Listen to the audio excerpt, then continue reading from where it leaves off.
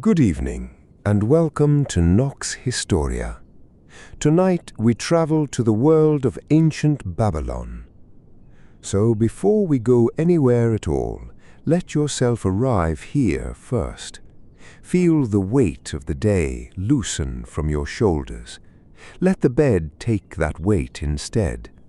There is nothing you need to carry across the water with you tonight, nothing you must decide, nowhere you have to be.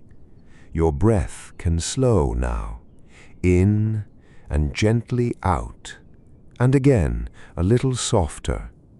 Let the moon grow quiet and warm around you, the way a house settles once the lamps are lit and the door is shut against the dark. We are going to a real place and to a real time. Picture the low country where two great rivers wander down toward the sea, the land the old geographers called Mesopotamia, which only means the land between the rivers. On the flat plain of the Euphrates stands a city of pale brown brick, and it is the largest city in the world. This is the Neo-Babylonian age, around 600 years before the Common Era, in the long reign of a king named Nebuchadnezzar II. He rules for more than 40 years, and he pours those years into brick and glaze and temple towers until Babylon becomes the wonder that travelers carry home in their stories. And here is something most people never learn. The Babylonians almost never wrote on paper. There was no paper, and little use for the reeds the Egyptians pressed into pages far to the west. Instead, they wrote on clay. A scribe took a lump of soft river clay, smoothed it into a tablet that sat in the palm, and pressed little wedge-shaped marks into it with the cut end of a reed. We call that writing cuneiform, from the Latin for wedge. When the clay dried, the words set hard as stone, and some of those tablets have lasted more than 2,500 years, down to tonight, down to this very sentence. We know the smallest details of Babylon, from the price of barley to the wishes of kings, because a city wrote itself down in mud, and the mud remembered. You do not need to remember any of this. If you happen to fall asleep, that is exactly what this is for. So let us begin at the edge of the day. The sun is going down behind the plain, and the flat land drinks the last of the light. The heat that pressed on the fields all afternoon is lifting now, and a cooler air comes off the water. Ahead of you, the walls of Babylon rise from the plain, long and pale and enormous, catching the low sun on their western faces, so the whole city seems edged in soft gold. There is dust in the air, the ordinary dust of a working day settling down, and it turns the light to honey. Somewhere, a flock of birds folds down into the date palms for the night. You come toward the city as the evening people do, unhurried, along a raised road above the fields. Below you the canals lie still, threads of quiet water drawn off the great river to feed the barley and the palms, and they hold the last color of the sky without a ripple. Babylon fed itself and half the world from water like this, coaxed across flat ground by hand, ditch by patient ditch, for longer than anyone living could remember. The land here gives no stone and almost no rain worth the name, so everything green is a thing the people made, called out of the dust with river water and long labor. The river itself, the Euphrates, moves somewhere ahead of you, wide and slow and low at this season, more a presence than a sound. The date palms stand black against the fading sky, tall and still, their heavy crowns not stirring in the dying wind. between them the barley fields lie cut and quiet. A farmer is walking home ahead of you, a hoe over his shoulder, in no more hurry than you are. This is the last of the ordinary day, the hour when work sets itself down of its own accord, and the light forgives everything it touches. Now the gate. You have heard of this gate all your life, and still it stops you. Ahead rises a great double gateway, and it is blue. Not painted blue, but built of glazed brick, thousands upon thousands of bricks fired to a deep lapis blue that seems to hold the twilight inside it. This is the Ishtar Gate, named for the goddess of love and of the evening star. Against that blue field march rows of animals moulded in brick and glazed in gold and soft white.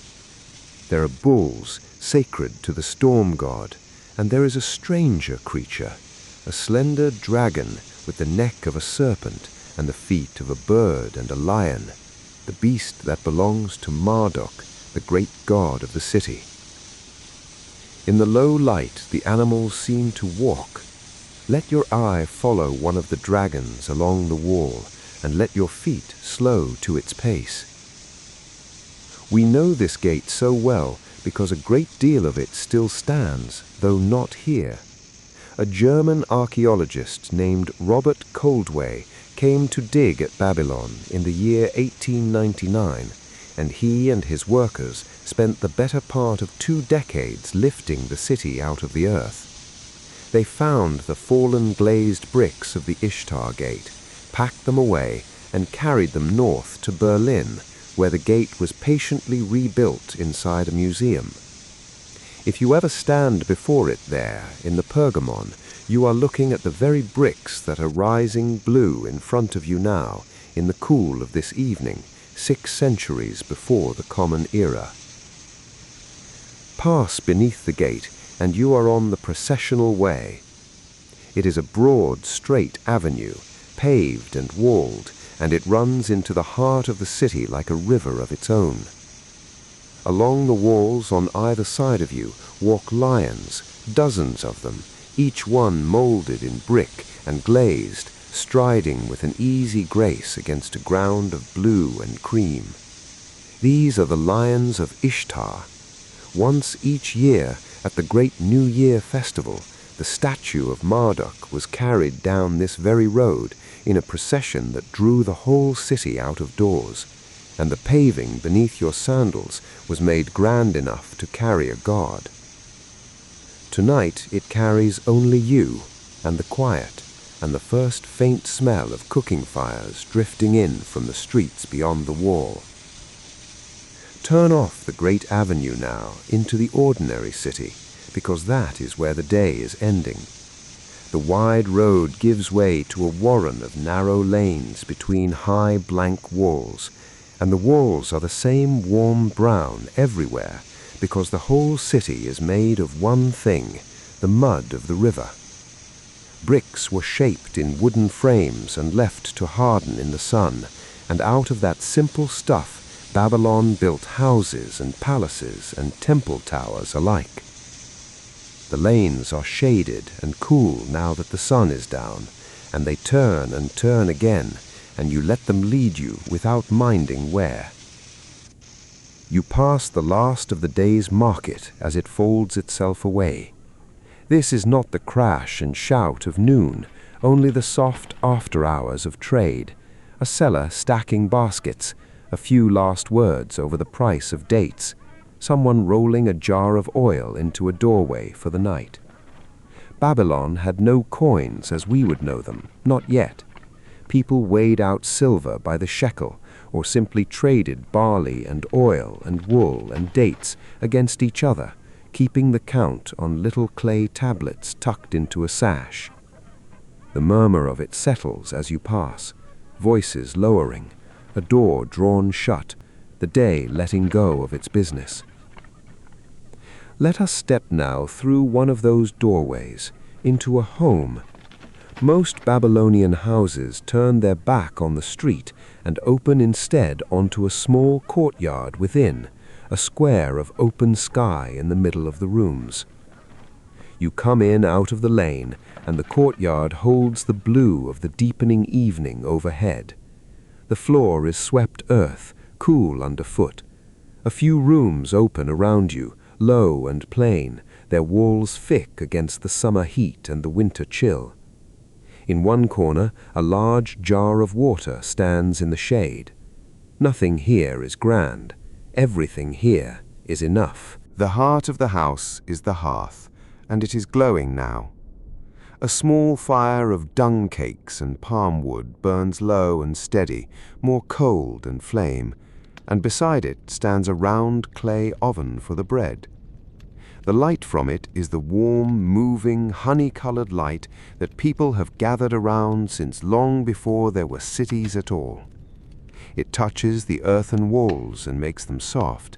It gathers the room in close. Sit near it a while in that particular quiet a fire keeps, and let the warmth reach your hands and your face and the slow beat of your own breathing. Now the evening meal is being set out, and it is a simple, good one. There is flat barley bread baked against the hot wall of the oven and torn warm into pieces. There are dates, sticky and dark and sweet, from the palms that grew along every canal, the tree the Babylonians loved above all others because it gave them fruit and syrup and timber and shade all at once. There is a dish of onions and garlic and greens, perhaps a little dried fish from the river, all of it made rich with a few drops of sesame oil. And there is beer, the ordinary drink of everyone, thick and mild and made from barley bread soaked and left to work, sometimes sipped through a reed straw to leave the grain behind. Bread and beer were the wages of the working world here. You could be paid in them and live well enough. While the household eats, let your thoughts drift to the scribes, because it is the scribes who let us sit at this hearth at all. A boy learning the craft would spend years in the tablet house copying signs, pressing the reed into wet clay over and over until the wedges came clean. The tablet house even had a name that meant, more or less, the house where tablets are handed out, and the pupils grumbled about their teachers in words we can still read. It was hard, prized, well-paid work, and only a small part of the city could do it. From their hands come the letters and the lists, the school exercises with their mistakes still in them, the loan agreements and the marriage contracts, the recipes and the laments. There is even a tablet where a father lectures his lazy son to work harder at his signs, a scolding so ordinary it could have been spoken this evening in the room next door. A scribe smoothing a fresh tablet by lamplight tonight is, without knowing it, writing a message to you across 26 centuries, and you have just received it. The lamp itself is a small thing, a shallow clay dish of sesame oil with a wick of twisted fiber laid in the lip. It gives a soft yellow flame, no bigger than a thumb, and it throws long, gentle shadows up the walls. By this little light, the household finishes its evening. Someone mends a sandal, someone grinds a little barley for the morning between two worn stones, the soft, rhythmic sound of it like a lullaby in itself. Someone tells the children a story they have heard 100 times and love no less for it. The flame leans and steadies, and the shadows lean with it. There is no hurry anywhere in this room. The night is long, and the morning will keep, and the same stars that guided the whole world's first astronomers are only just beginning to show above the courtyard. Come up onto the roof now, by the stair in the corner, the way people did on warm nights to catch the cool air and to sleep beneath the open sky. From up here you can see the city spread low and dark, roof after flat roof, and small orange fires blooming here and there like slow embers. and rising over all of it, dark against the last of the afterglow, stands the great tower. This is Etemenanki, whose name means the house of the foundation of heaven and earth, a ziggurat of stepped terraces climbing toward a shrine at the summit, built and rebuilt over the ages in honor of Marduk. It is the tallest thing for 100 miles. Later peoples, remembering a tower on this plain that reached for heaven, would tell the story of the Tower of Babel, and it is this stepped mountain of brick, or one like it, that stands behind that memory. Here we should gently set one thing right, because it is the thing everyone thinks they know about Babylon. The hanging gardens, the terraces spilling with green that later writers counted among the 7 wonders of the world. The truth is honest and a little surprising. No one has ever found them here. Nebuchadnezzar left long inscriptions boasting of everything he built, temple and wall and gate, and in all of them he never once mentions a hanging garden. Koldewey dug for years and found no certain trace. The Greek writers who described the gardens wrote centuries later and never saw them. Some careful scholars now think the famous gardens were real, but at another city altogether, at Nineveh to the north, built by a different king. So let the gardens stay where they belong, half in history and half in legend, and let the real Babylon impress you instead. It hardly needs the help. Lie back now on the roof, on a mat spread over the warm brick, and look up, because this is what the Babylonians were greatest at of all. The night sky here is enormous and clear and very dark, and it is thick with stars from edge to edge.